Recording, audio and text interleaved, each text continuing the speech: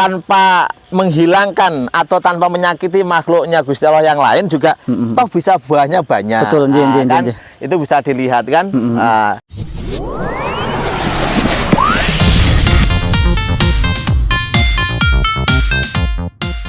Assalamualaikum warahmatullahi wabarakatuh. Sahabat Isnu Media, masih dalam kajian Ramadan. Kali ini kita akan belajar tentang filosofi menanam. Bagaimana menanam itu menjadi sebuah hal yang bisa mengingatkan kita pada Gusti Allah Subhanahu wa taala. Mari kita belajar bersama Pak Bas. Assalamualaikum Pak Bas. Waalaikumsalam warahmatullahi wabarakatuh. Sehat ya? Alhamdulillah. Alhamdulillah. Sehat. Lagi ngapain Pak Bas ini? Biasa ini lagi rutin ikhtiar mendekatkan diri pada Gusti Allah dengan merawat ciptaannya Gusti Allah. Alhamdulillah. Ini ya kalau petani ya kayak gini aktivitasnya tiap hari ya merawat tanaman. Ya, ini salah satu aktivitas yang tidak bisa ditinggalkan ya membersihkan tanaman dari gulma. Kalau saya memang ya ini lebih saya pilih tak cabut daripada saya semprot pakai obat-obatan yang tersedia di toko. Kenapa jenengan memilih cara manual? Ini kan cara manual, Bas. Ya, kenapa nggak yang lebih karena tanah sebagian luasnya kan kalau jabuti pasti capek satu. Yang kedua, ya kalau hitungan kaum modernis, hal ini pasti kurang ekonomis dalam hal waktu, Betul sekali ya. Jadi itu kalau dilihat dari sisi efisiensi mungkin ya. Efisiensi betul. Cuman kalau kami memilih kita cabut itu memang sebetulnya atau kita lebih memilih tidak, kalaupun toh cabut nggak semua sebetulnya. Jadi tetap yang namanya rumput itu sudah diciptakan sama Allah juga pasti ada keuntungan atau ada manfaat yang berguna untuk si tanaman itu sendiri. Semisal ya ini katanya profesor yang di dunia kampus ya ngomong ya ternyata tanaman itu juga butuh kelembapan. Nah, termasuk rumput ini juga bisa menjaga kelembapan tanah sehingga tidak cepat kering. Kemudian juga yang jauh lebih penting lagi, ternyata di dalam tanah itu juga terdapat ribuan mikroba atau bahkan jutaan mikroorganisme yang tidak terlihat oleh mata. Itu hanya bisa dilihat oleh mikroskop kalau di dunia kampus atau di dunia pendidikan. Nanti bisa di lab itu bisa dilihat. Ini menarik Pak Bas. Artinya gini, petani itu taunya pokok ini tanah, ini kalau ada tanaman yang mengganggu namanya gulma atau hama dan itu mengganggu. Dan jenengan mengatakan bahwa sebenarnya semua yang diciptakan Allah itu pasti ada manfaatnya, kaitannya dengan mikroorganisme dan sebagainya. Nah, itu seperti apa maksudnya mikroorganisme tadi, fungsinya juga seperti apa sebenarnya menurut Anda? Iya betul sekali ya. Ini makanya mungkin yang belum banyak diketahui juga oleh para petani bahwa mikroba atau makhluknya Gusti Allah ini ya, masuk makhluk ciptaannya Gusti Allah yang jumlahnya jauh lebih banyak daripada kita ya, jauh lebih banyak daripada manusia. Itu ya ini mikroba. Itu salah satu fungsi saja. Si mikroba ini fungsinya adalah untuk membantu proses pembusukan sebagai istilahnya kalau di dunia di dunia kita manusia, dia itu boleh diistilahkan sebagai koki,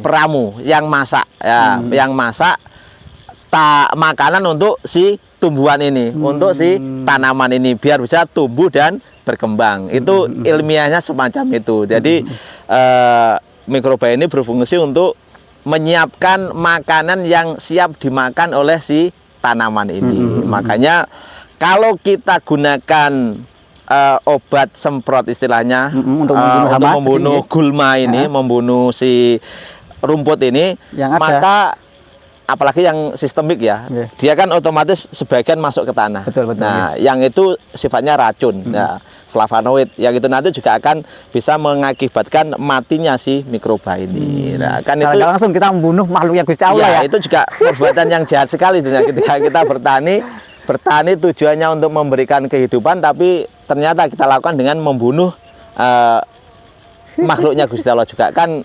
nggak indah juga gitu loh.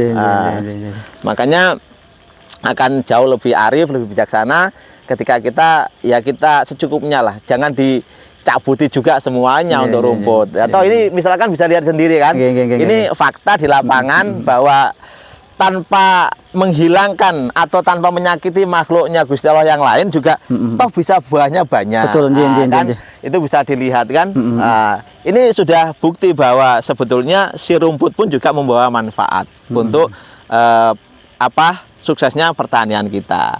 Jadi enggak perlu harus bursui gitu ya, enggak juga gitu loh ya kan. Ini saya kan orang awam yang nggak paham pertanian Pak Bas. Ini gimana kok menurut saya ini kok daripada yang saya temui di sebelah, ini kok lebih hasilnya kok lebih banyak Bas ini ya? Buahnya ya. Ini prosesnya seperti apa Bas ini kok sampai bisa seperti ini? Ini pakai pupuk buatan Jan sendiri ya? Yang dari bio itu ya? Dari tanaman juga, dari tumbuhan juga. Yang bukan pupuk kimia dari pabrikan artinya? Yang bukan kimia dari sintetis atau pabrikan bikinan pabrik.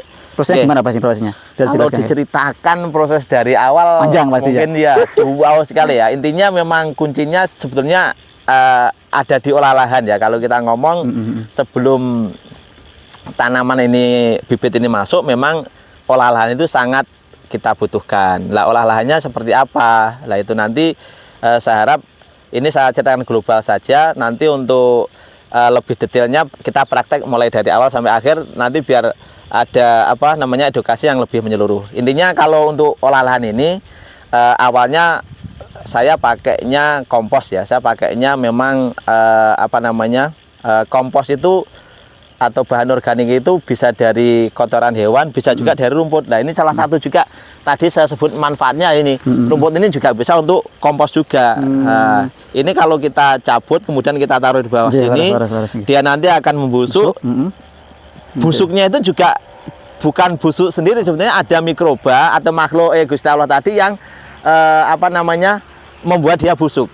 Nah, sehingga nanti bisa menyajikan makanan yang siap untuk dimakan si tanaman utama kita, semacam itu. Artinya nggak ada yang diciptakan yang sia-sia apa sih? Tidak ada satupun ciptaan Gusti Allah yang sia-sia atau merugikan. Makanya saya itu juga nggak setuju ketika ada ini harus basmi atau dihancurkan. Tidak, karena semua ciptaan Allah itu memiliki manfaat dan semua yang diciptakan Allah itu pasti ada kegunaan. Tinggal kita sebagai manusia ini bagaimana bisa terus belajar ya, belajar untuk menggali hikmah atau iktibar dari ciptaannya Gusti Allah ini. Jadi nanti istilahnya ya biar tahu kita gitu loh bahwa ini ada manfaatnya.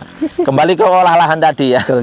Kalau yang saya pakai ini kenapa bisa besar, bisa buahnya selain memang genetik dari tanaman ini seperti ini, ya olah lahan pemberian kompos itu kalau untuk saya wajibkan ya. Ini untuk saya, tapi monggo kalau yang lain ikutkan. Kompos itu monggo dari pupuk kandang, dari tumbuh-tumbuhan, silakan. Yang penting harus ada karena ini adalah sebagai makanan utama dari si mikroba tadi atau si makhluk Gusti Allah yang ditugaskan untuk menjadi koki, menyiapkan makanan untuk tanaman yang lain yang seolah-olah ini nggak bermanfaat untuk manusia, tapi sebetulnya kalau ini dimakan oleh si mikroba, kemudian nanti yang dihasilkan mikroba nanti sudah menjadi unsur lah, ini baru dia bisa makan. Ya inilah nanti yang akan memberikan manfaat pada kita, menjadi cuan, menjadi uang yang itu bisa kita gunakan lagi untuk mensupport kegiatan peribadatan kita pada Gusti Allah. Betul, gitu.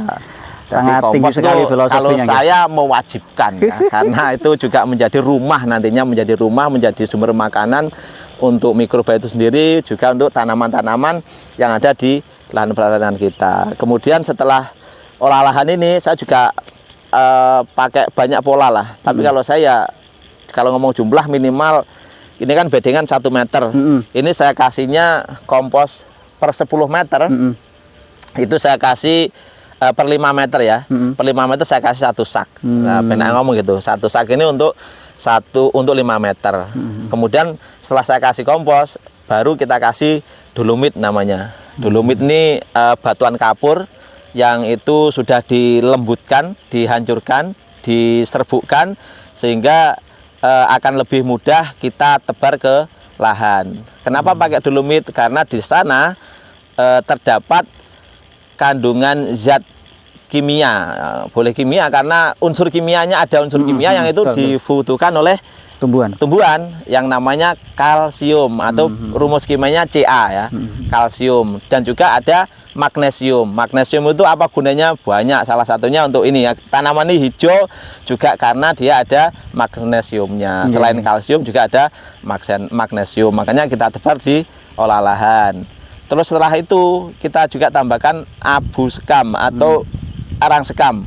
Nah, itu juga limbah. Itu kebetulan di sini alhamdulillah Allah memberikan banyak sekali pabrik gula merah, yang salah satunya ini pemiliknya adalah yang terbesar ya di Kediri. Insya Allah ini bendara dari ISNU.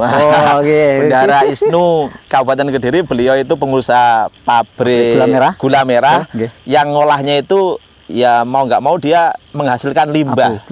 Limbahnya berupa abu tadi, lah itu kita manfaatkan. Nah, artinya semua apa yang diciptakan oleh Allah itu nggak sia-sia Pak. Nggak sia-sia, iya betul sekali. Limbah pun ternyata juga masih bisa dimanfaatkan untuk menyuburkan tanaman kita.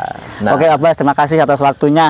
Hari ini kita mendapatkan banyak hal, salah satunya adalah bahwa Gusti Allah itu menciptakan segala hal tentu tidak sia-sia. Terus Gusti Allah itu ada banyak makhluknya Gusti Allah yang itu juga kita perlu kita kasih ya, perlu kita kasih dengan nggak harus pakai zat-zat kimia ya dari pabrikan. Nggih, leres sekali. Nggih. Mungkin mengatakan ya, terima kasih. Sebetulnya masih panjang itu tadi olahannya masih separuh. Tadi prosesnya itu baru, setelah itu nanti belum berarti sterilisasi lahan belum.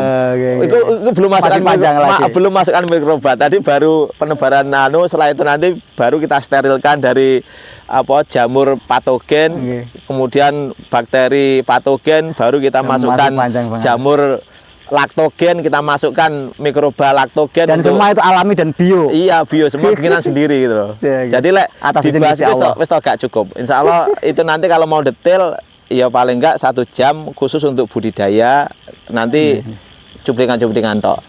Intinya ya kita masih perlu banyak waktu lah. Intinya waktu yang diberikan ke kita ini harus betul-betul kita manfaatkan lah untuk terus thalabul ilmi, terus belajar, membaca ayat-ayat kauniyah yang Allah ciptakan juga untuk kita agar semakin dekat pada Gusti Allah. Jadi itu intinya kita harus jangan pernah bosan untuk belajar. Itu harus sifatnya sarjana seperti itu Pak ya. Iya, itu sebagai sarjana gitu Pak. Baik, sahabat ISNU Media, mungkin cukup untuk kajian Ramadan hari ini. Ihdinas siratal mustaqim. Wassalamualaikum warahmatullahi wabarakatuh. Waalaikumsalam warahmatullahi wabarakatuh. Terima kasih. Barakallah.